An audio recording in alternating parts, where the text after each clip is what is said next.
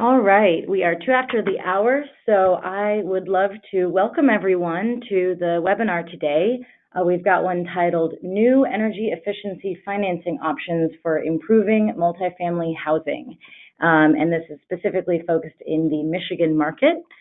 This is Bettina Burgoo speaking. I am part of Energy Efficiency for All, or EFA, through my work at the Natural Resources Defense Council. I will run about 41% higher than renters who occupy single-family units and 76% higher than owners of single-family units. So this really shows that there is a bit of an energy crisis for our very low-income households who are renters in our multifamily housing stock.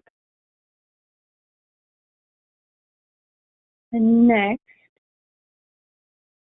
so energy costs. So if you are an owner and you're looking at this crisis for affordability, you see here are a couple of opportunities. This graph shows operating expenses for subsidized properties that have a master meter. So you can see that utilities are the second highest energy cost, and then down that list is repair and maintenance. So these are two areas that by addressing energy costs through energy efficiency, you could lower some of your operating expenses for the overall property. So with all of that said, explaining to you why we're targeting affordable multifamily housing, some of the opportunities, our approach then is to take stakeholders from a variety of backgrounds to come up with unique solutions for the energy crisis problem. So we work together as energy efficiency stakeholders, affordable housing, health, and environmental justice so that we are taking our best holistic approach to this issue. Next, so our approach is rooted in two main reports. One is Potential for Energy Savings and Affordable Multifamily Housing. This was conducted by NRDC through EFA, and then also we have a program design guide if you're interested for energy efficiency programs and multifamily affordable housing. If you would like to learn more about some of the stats and the data that supports the work that we do, definitely encourage you to follow the link here and check out these two reports. Next, so our strategy. So again, MIFA is a coalition of different partner stakeholders that I mentioned earlier, and we have a couple of different approaches that we have been taking this year to address energy expenditures in affordable multifamily housing. One of those is targeting energy cases. So some of you might be aware that DTE has released an integrated resource plan, and consumers, DTE, and then Indiana and Michigan Power also have released energy waste reduction plans. So these are areas where we could see what places could we go in and make a change for energy efficiency for affordable multifamily housing. And if we click a little bit more, there's a couple more here. So health and energy nexus.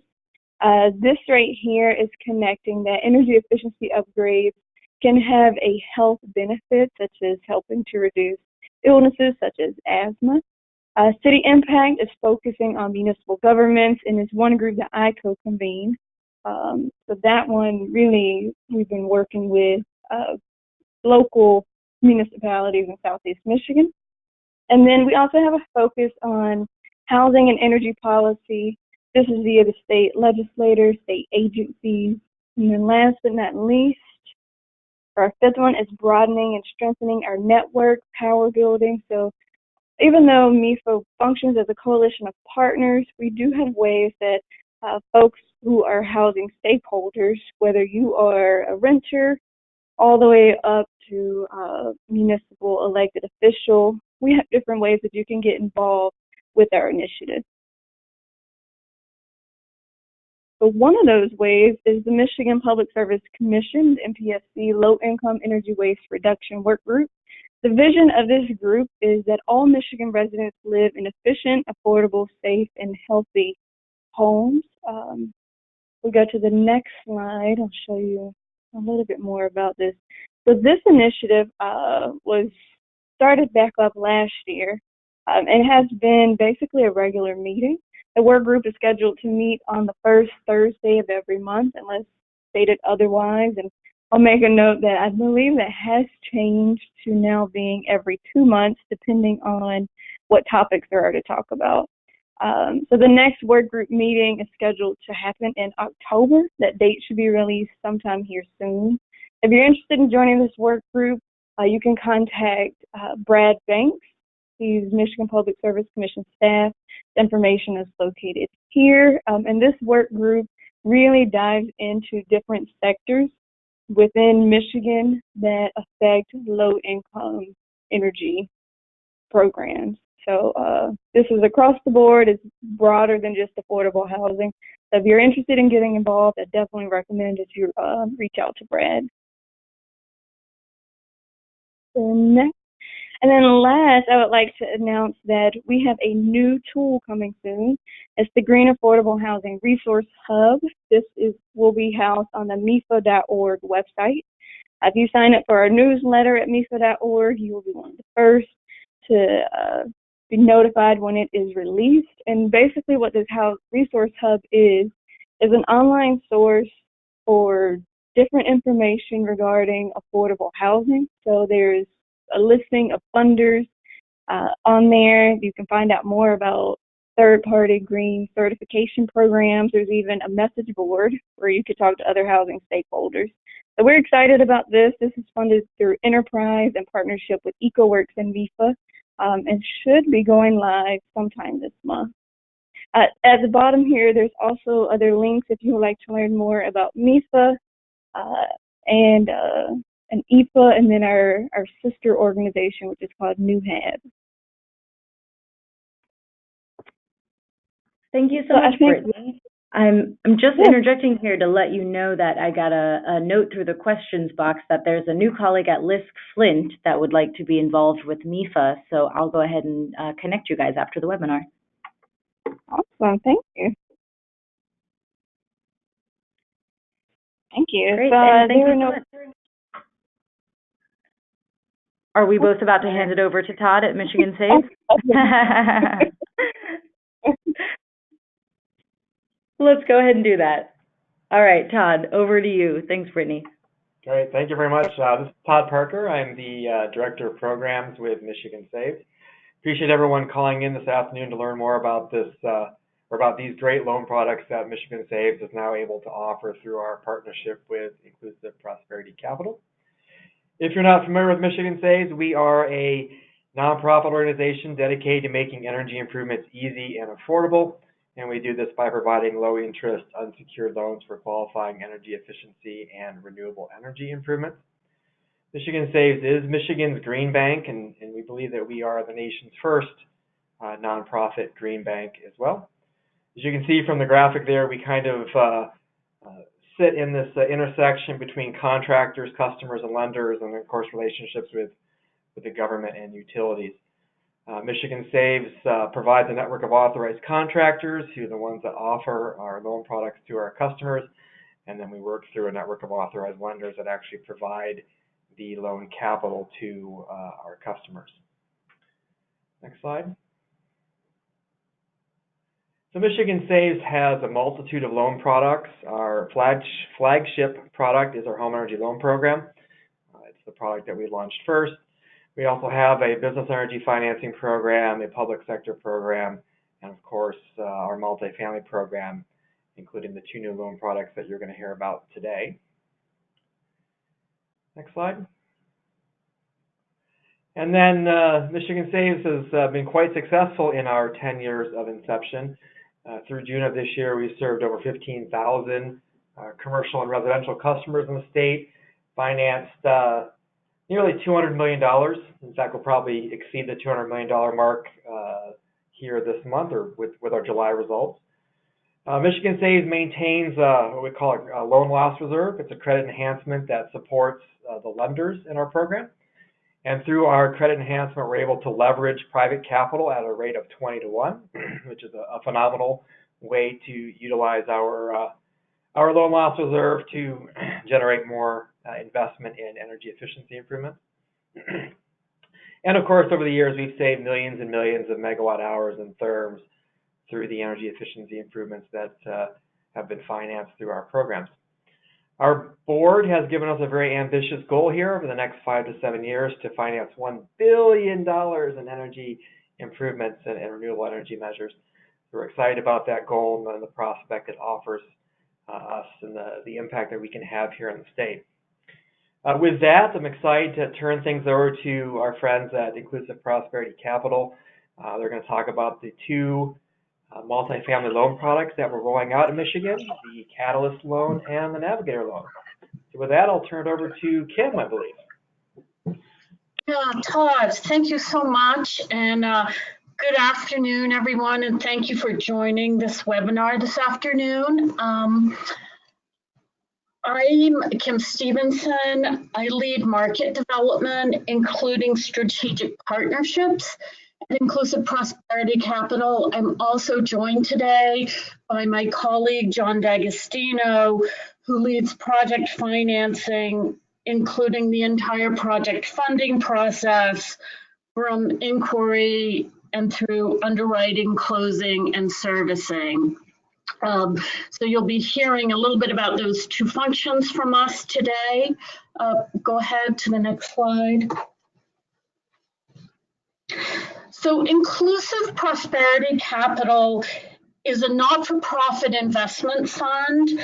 We were spun out of the Connecticut Green Bank last year in order to take advantage of really successful products and strategies focused on low-income communities and bringing those products and helping them scale around the country. Our very first partnership was with Michigan Saves in order to bring the products that we're going to talk about today to your market. So really excited about this partnership with Michigan Saves.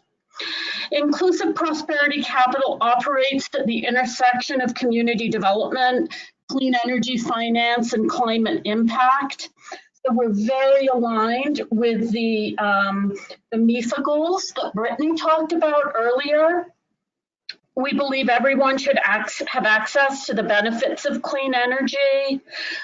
It's not just about energy, it's also about transforming lives and communities through our products. And we'll show you, not just talk about it, but show you how we do that through some of the case studies I'm gonna be talking through. In terms of our multifamily goals, now go back to the other slide still. Our multifamily products are designed to help property owners and residents save on energy and operating costs, improve the living environment for residents, and improve property values, as well as improving affordable housing. We do this by taking energy, maintenance, and other operating cost savings that are the result of really smart energy improvements. And what we do is we use those cash flows that are freed up from the savings to pay for the energy improvements, as well as other needed health and safety and capital improvements. That's really sort of fundamentally how we work, how our loan programs work. Go ahead to the next slide. Okay. In order to do that, we offer pre-development loans to help assess, scope, design, bid, and fund smart energy improvements. We have term loans that wrap both construction and term financing together to fund energy improvements. And then we also offer solar power improvements, which is a way to go solar with no money down and a fixed fee for electric utility, for electricity. John's going to be providing further details on these programs and how to apply for them. In addition, we'll partner with and provide guidance to community development financed institutions, housing finance agencies, departments of housing, as well as nonprofit community development corporations and others that are working to build and improve the performance of multifamily housing. And we'll do that by supporting all of these groups and understanding how to use and market our products, all in an effort to crack the nut of the multifamily housing market. And if you have interest in collaborating with us on any type of strategic partnership, please reach out to me. Move on to the next slide, please.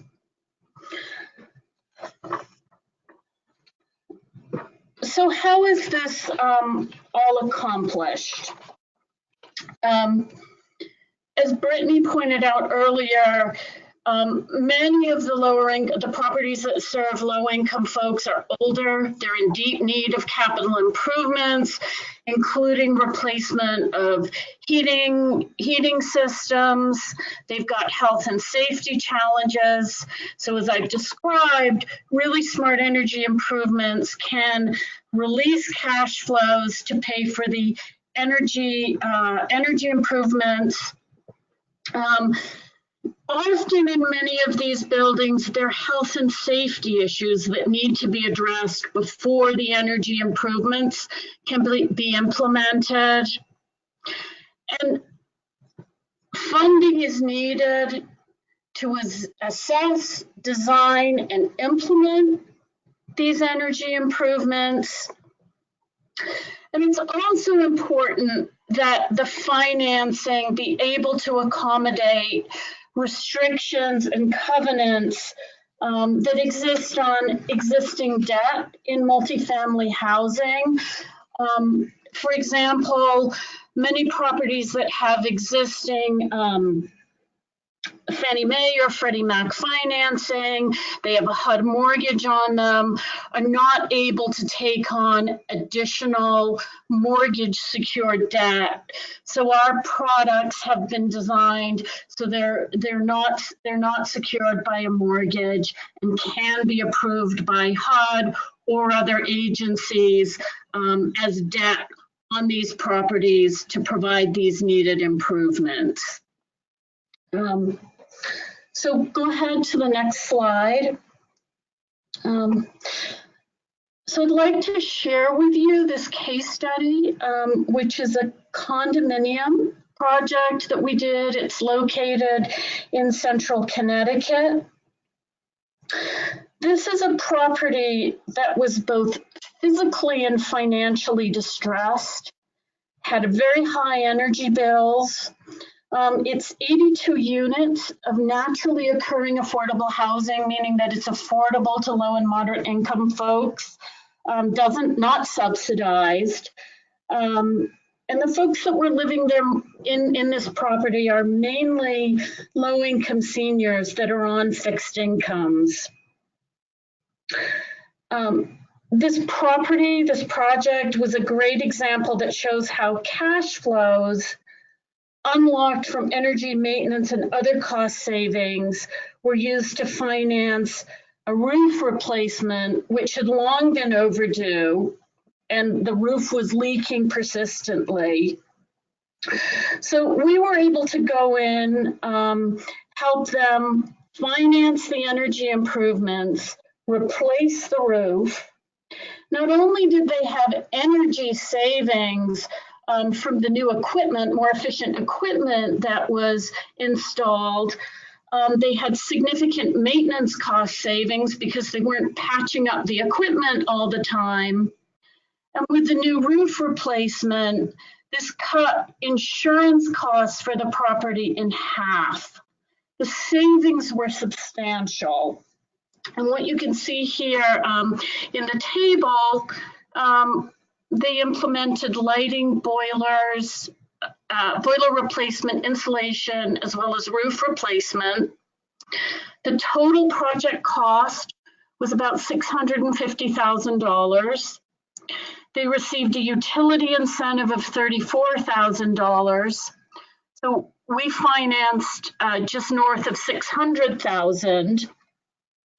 The estimated annual savings for those improvements were approximately $80,000.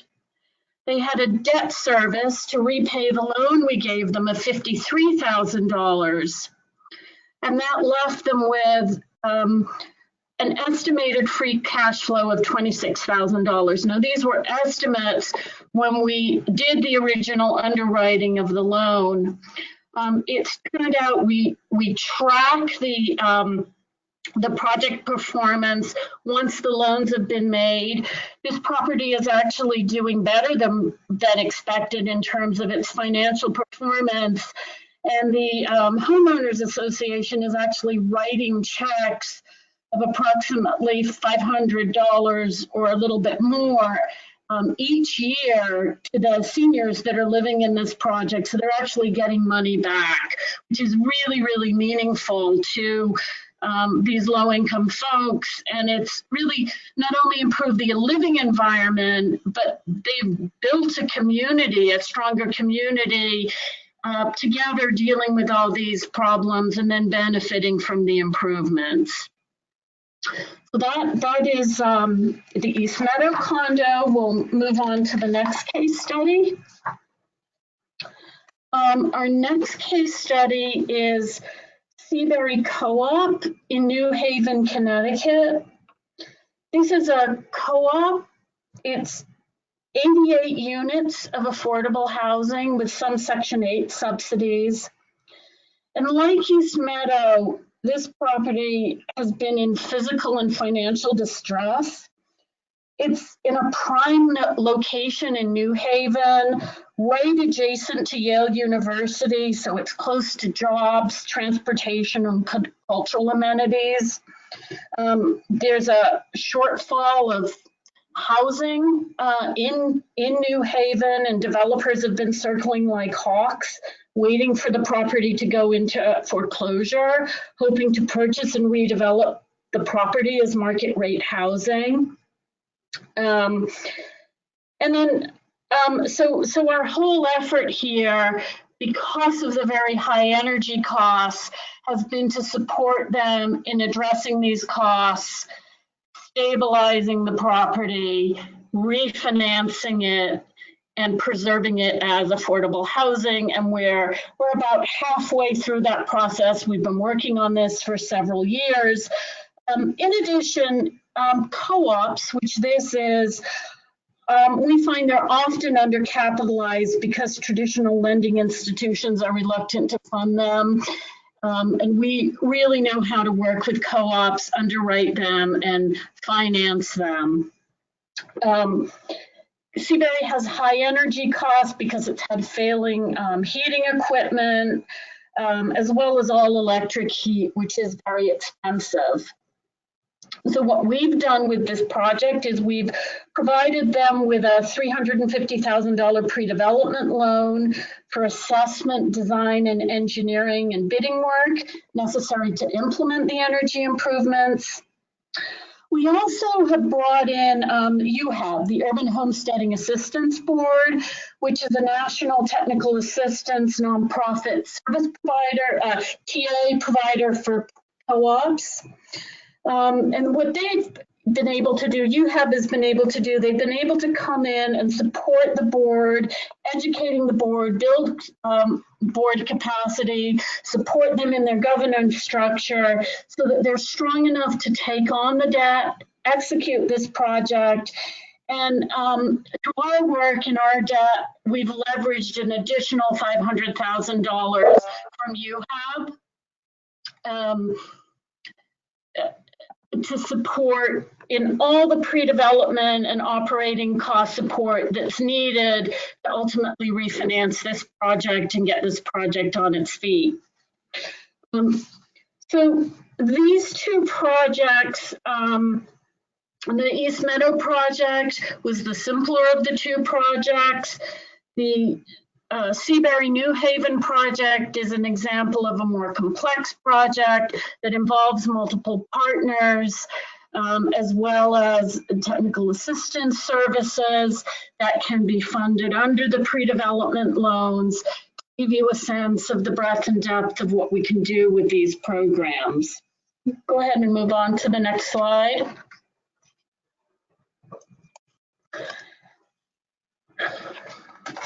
So in terms of our pre-development project financing, I'm going to just quickly review here the types of things that we can fund through our pre-development loans. And that includes energy benchmarking, any opportunity assessments and audits. We really encourage folks to take a holistic look at the properties and look at solutions that are both fuel and technology agnostic. So you're really looking at what combination of energy improvements are going to deliver the highest return on investment over the lifetime of the property and achieve these goals that we're all looking to achieve. They'll fund design, engineering, and bidding work, assessments of energy-related health and safety barriers, green physical needs assessment if the property needs a physical needs assessment and an owner would like to do more and really look at all the green aspects of a building, we will fund the entire physical needs assessment if the owner is going the extra 9 yards to look at the green piece and the energy piece, as well as green design and charrettes for new construction. And then we will also fund costs related to raising funds and doing the packaging to do the term financing or the project financing for the project. Go ahead and move to the next slide. Then in terms of financing project implementation, we will fund both construction costs and term financing through the Catalyst Loan Project. It's kind of all wrapped together in a bundle. We'll fund any measure that are incented by the local utility programs, renewable energy systems, including solar photovoltaic, solar thermal, combined heat and power systems. If the property is on oil or electric and would like to convert to gas, or oil and convert to all electric with heat pumps, we can fund those fuel conversions. Energy storage and electric vehicle fueling stations, any qualified health and safety measures, as well as performance monitoring of the project, meaning how is it performing in terms of both cost and energy savings once the improvements have been implemented.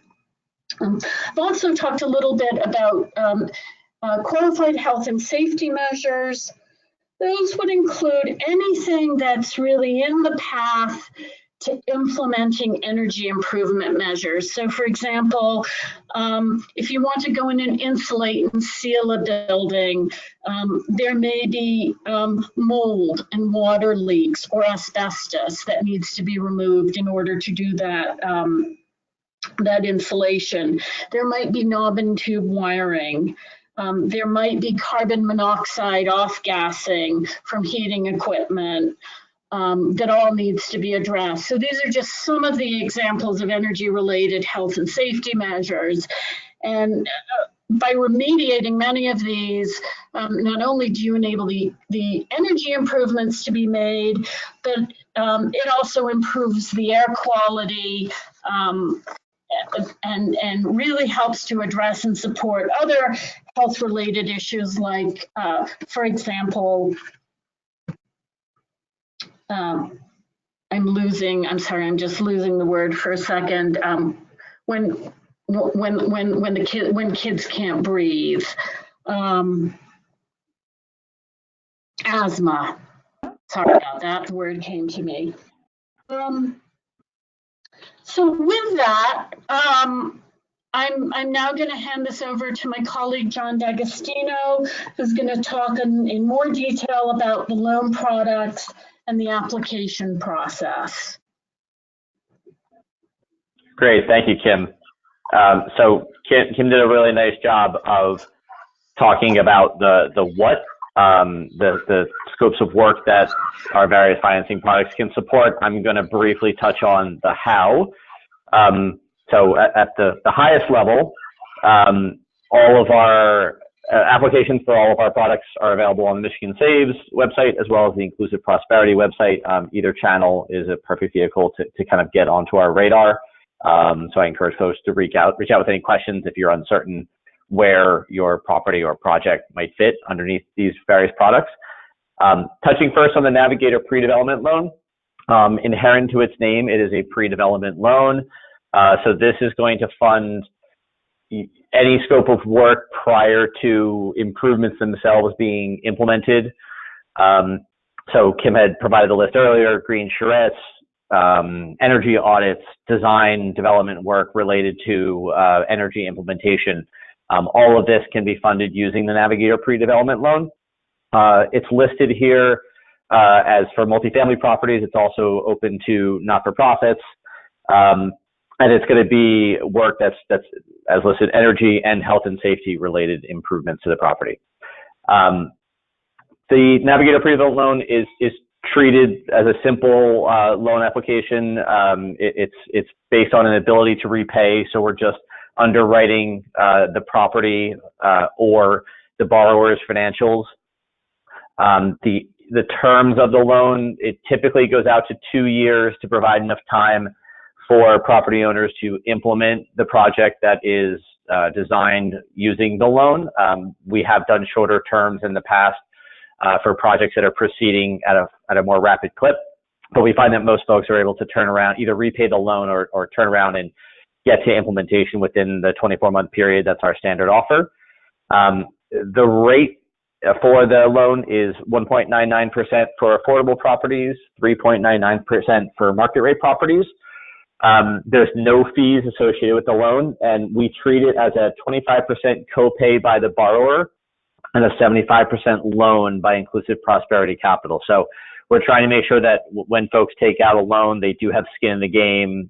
They're being attentive to, they have the capital available to meet the copay requirements, but they're, paying attention to the loan obligation as the loan proceeds towards a project funding arrangement.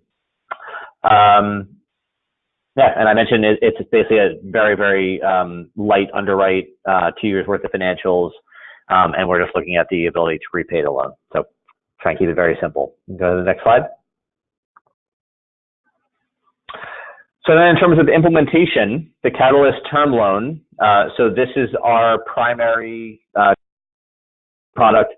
We approach this, the market with an alternative underwriting process for this loan, whereby the energy savings are the primary gating criteria for loan approval. So we have terms available from 7 to 20 years. You can see the indicative rates, the interest rates.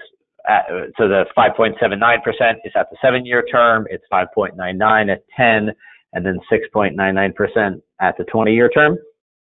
The security, it's unsecured. There is a UCC1 filing on all equipment that's installed under the loan.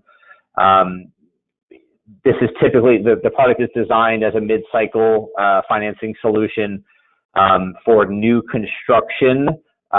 We will seek a mortgage in those scenarios. But in instances where it is a mid-cycle property,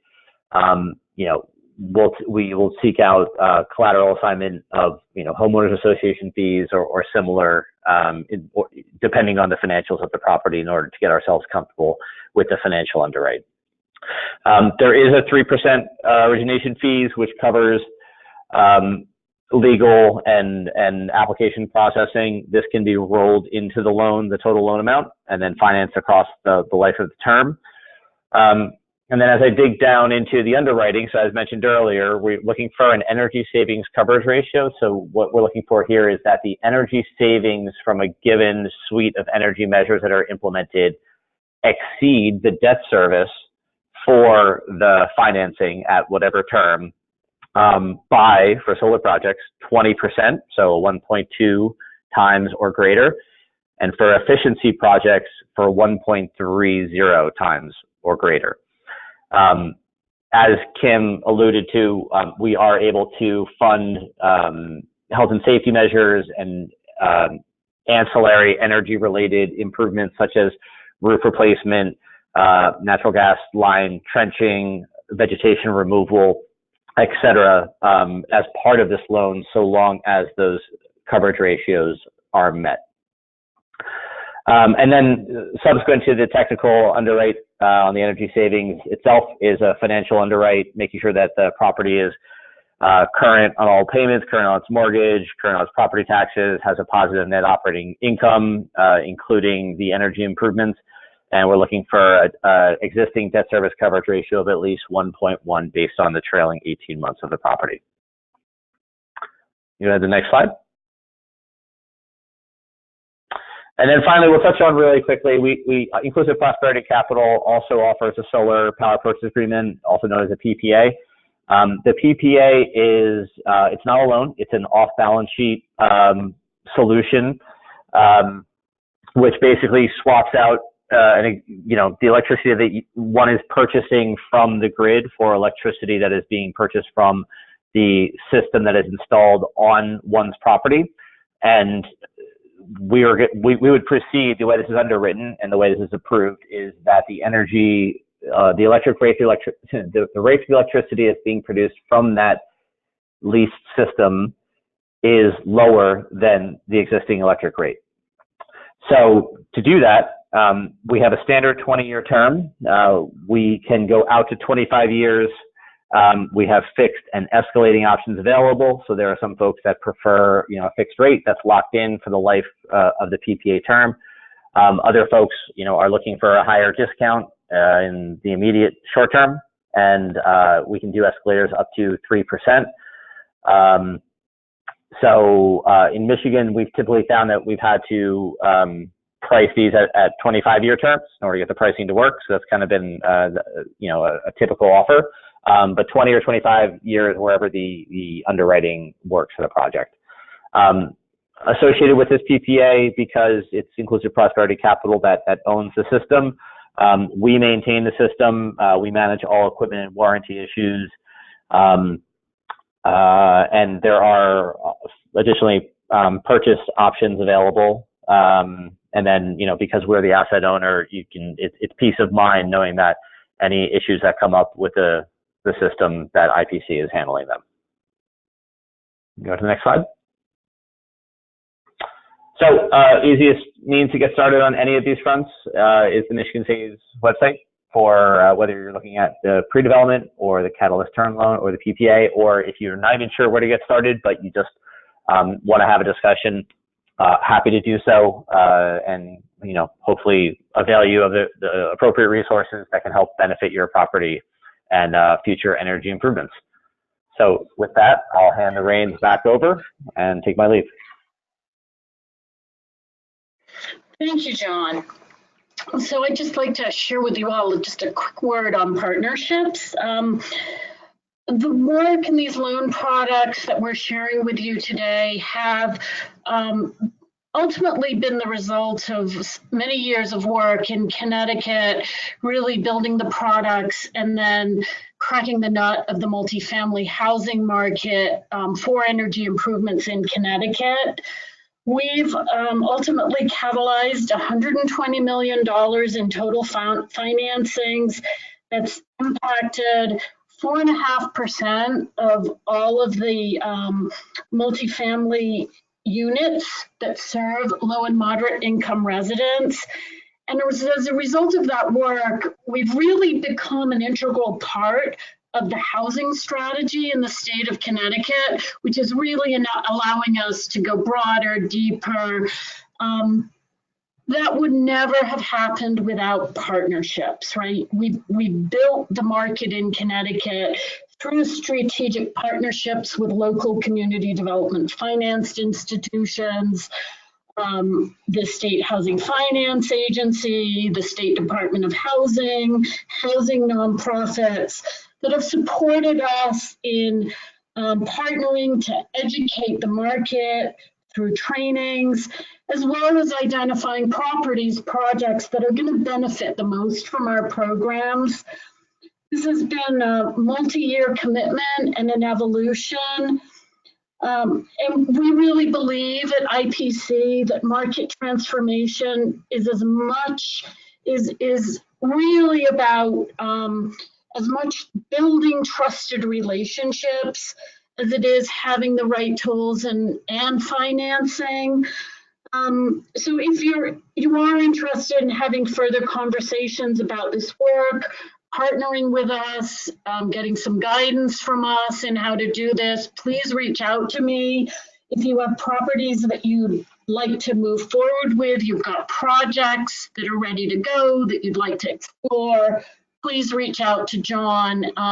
We're really, really excited about working in Michigan with all of the folks here on this webinar, as well as other partners and stakeholders working in the market. So thank you.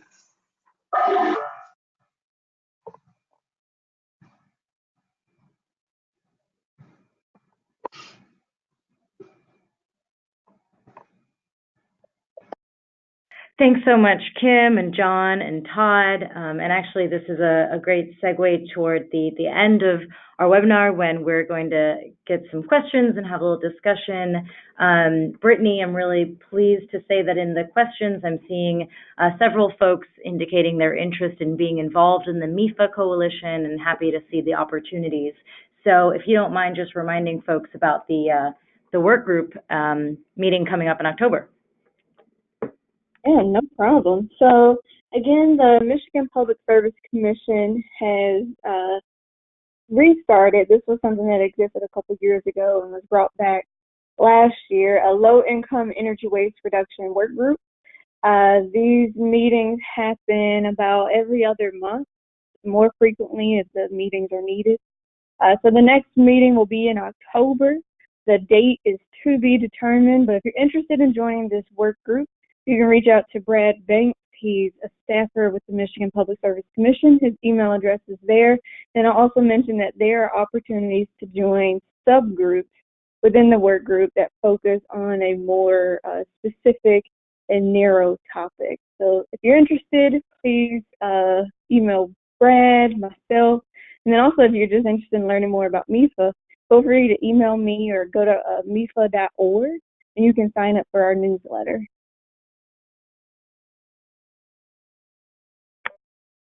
Great, thank you so much. And speaking of emailing Brittany, you can see her email address here. And as I think everybody has said today, we really do want to hear from you. So here's contact information. Let's see. I'm like I said, pleased to see a lot of just like interest in MIFA and the new products in the questions. I see a couple people asking if they will get a recording as well as the slides. The answer to that is yes. So I'll send those out tomorrow to be shared with your colleagues. There are a couple questions in here that I'll move to now. And again, just a reminder, feel free to insert questions into the questions box of your control panel there. Let's see. So I think the question for Kim, since IPC is using cash flows from energy efficiency, so these cash flows that are unlocked from efficiency projects to actually support the financing of those projects, what would you say to a borrower who says they're unsure that they can necessarily trust that those projected energy savings are going to be realized? Yeah, Bettina, thank you, and that's a great question. So one of the things that we have done with all of the properties that have been financed in the state of Connecticut is that we require energy performance monitoring on all of the projects to look at what was the energy and cost of the utilities, as well as operating and maintenance costs before the project was implemented and then after the project was implemented, to really make sure that what we're saying and what we're projecting is indeed the case. We're starting to build a database of information on that, working towards getting enough projects so that we actually have statistically significant data. But we are seeing, for the most part, that we are getting the projected energy savings. One of the other things that we're seeing that was quite surprising is that maintenance cost savings on some of these distressed properties often end up being equal to the energy cost savings, kind of like having a car that's a lemon and you're constantly paying to fix it, and you get to a point where, you know, fixing it costs just as much as getting a brand new car that runs really smoothly. And then insurance cost savings as well. So we're tracking that, and that is data that I would say in the next 6 months or so we'll be ready to begin sharing with the market. Awesome. Well, that sounds super useful for the whole market across the country. So thank you for that. And of course, it was really interesting to hear about the East Meadow case study. That was especially encouraging. A check for tenants sounds like a best case scenario at the end of the year. So one more question here related to split incentives. Kim or John, I think this could be for either of you. Have you guys worked with any property owners that are not paying unit level utility bills, where there might be a split incentive that would serve as a barrier to investing in efficiency?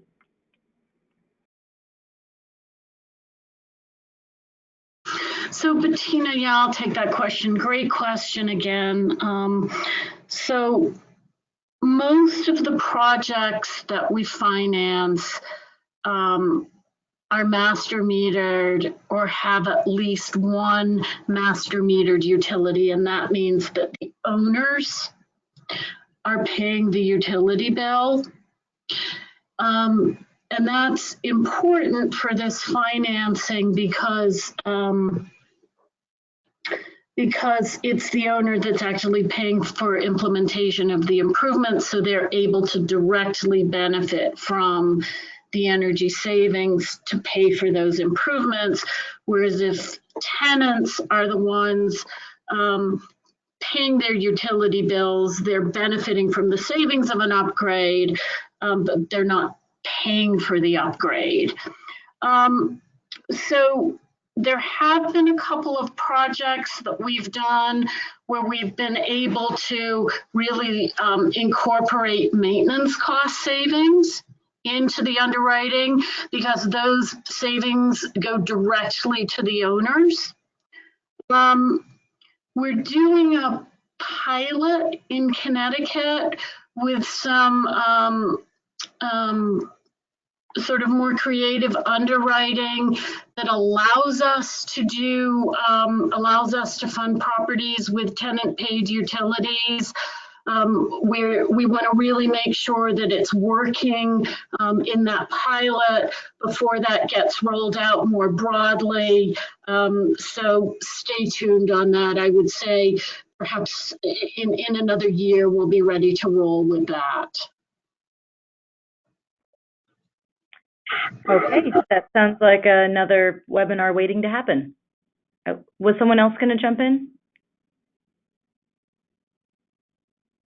Okay, no. Well, thank you so much for that, Kim. And those are all the questions that I've seen come in. Yes, that's true. So, and we are right here at the top of the hour. So that is going to be all. I just want to thank Brittany, Todd, Kim, John, and everyone who's participated so much for being part of this webinar. And we have some thank yous coming in here through the questions box. So again, just a reminder that a recording is going to be sent out, the slides will go out, and please do be in touch with all the folks who are on today. I'll send my email out in the follow-up email as well. So thanks so much and have a great day. Bye, everyone.